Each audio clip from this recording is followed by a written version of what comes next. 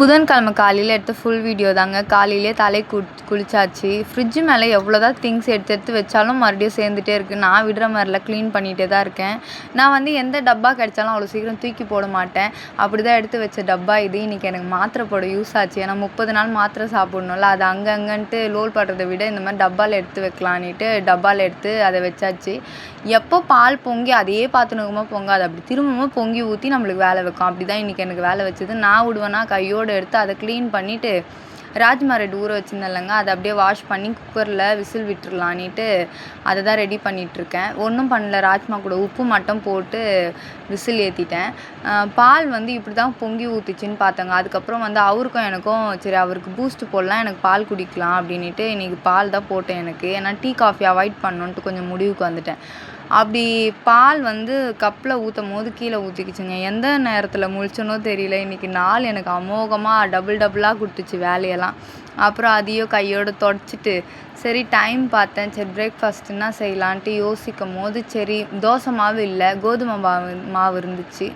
அதனால் இந்த ராஜ்மா ரெட் வந்து என்ன பண்ணலாம் அப்படின்னு பார்க்கும்போது உருளைக்கிழங்கு போட்டு செய்யலாமான்னு பார்த்தேன். அது வந்து எனக்கு ஓகே இல்லை, சிம்பிளாக தான் செய்யணும் போல் இருந்துச்சு. அதனால் மட்டன் கிரேவி எப்படி வைப்போம் அந்த மாதிரி மட்டன் தொக்கு மாதிரி தான் வச்சுருந்தேன். இந்த ராஜ்மா ரெட்டு ரொம்ப நல்லா வந்துருந்துச்சு.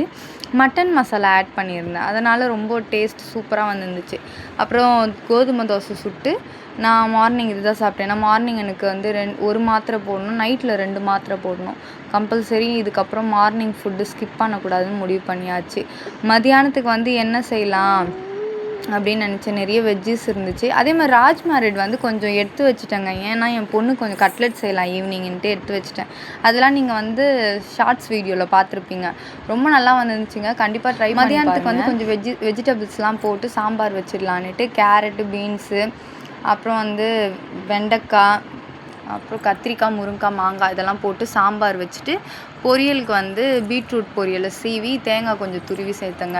இன்றைக்கி பாலாடை வீடியோ போட்டிருப்பேன். அதில் வந்து தேங்காய் பால் எடுத்தேன், மிச்சம் தேங்காய் துருவல் இருந்துச்சு.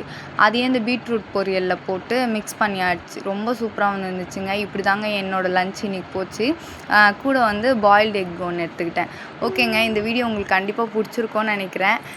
என்னை சப்போர்ட் பண்ணுங்கள், சப்ஸ்கிரைப் பண்ணிவிட்டு பாருங்கள். கண்டிப்பாக லைக் பண்ணுங்கள் இந்த வீடியோவை. இன்ட்ரெஸ்டிங்காக இருந்தால் வீடியோ போடணுன்னா கமெண்ட் பண்ணுங்கள் என்ன பற்றி போடணுன்னுட்டு. ஓகேங்க, இந்த வீடியோவை இதோட முடிச்சுக்கிறேன். பிடிச்சிருந்தா லைக் பண்ணுங்கள், ஷேர் பண்ணுங்கள், சப்போர்ட் பண்ணுங்கள், சப்ஸ்கிரைப் பண்ணுங்கள். வரேன். பாய்.